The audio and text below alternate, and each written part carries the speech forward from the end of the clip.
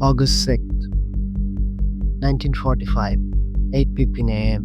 In just 72 seconds, 80,000 people were vaporized from existence. But what you have been told about Hiroshima isn't the full story. Today, we uncover the dark truth they don't want you to know. Welcome back to History Uncaged, where we expose the raw, unfiltered truth about our past.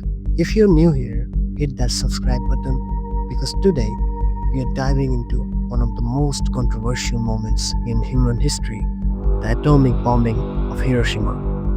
But forget what your history textbook told you.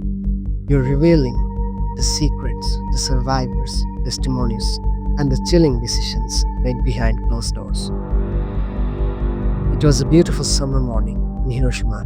The city was alive, people going about their daily routines, children walking to school, workers heading to factories, families eating breakfast. No one knew that in less than 2 hours, the world began. But here's what they don't tell you. Hiroshima wasn't chosen randomly. The US had a list of potential targets, and Hiroshima checked every box. It was a major military hub, yes, but it was also relatively untouched by previous bombing raids. Why? Because American strategists wanted a clean state to measure the atomic bombing through destructive power. Think about that. The city was deliberately preserved to be destroyed. At 7:09 a.m., Japanese radar detected American aircraft approaching, but only 3 planes appeared on the screen. The all clear was given. After all, 3 planes couldn't do that much damage, right? Those 3 planes were the Enola Gay, carrying the atomic bomb nicknamed Little Boy, and 2 observation aircraft. The crew had no idea of the magnitude of what they were about to unleash. At 8:15 a.m. and 70 seconds, the bomb bay doors opened. Little Boy dropped from 1,000 feet. It fell for 43 seconds at exactly 1,900 feet above the city center, directly over the alloy bridge. It detonated. What happened next is almost impossible to comprehend. The first millisecond, the temperature at ground zero reached 7,000 degrees Fahrenheit, hotter than the surface of the sun.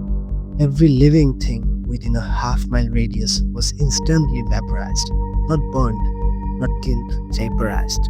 People's shadows were permanently burned into walls and sidewalks, the only proof they ever exist. A blinding flash of light, brighter than 1,000 suns, swept across the city. People who looked at it went instantly blind. A massive fireball over 1,000 feet in the diameter consumed everything in its path. The next 10 seconds, the shockwave hit.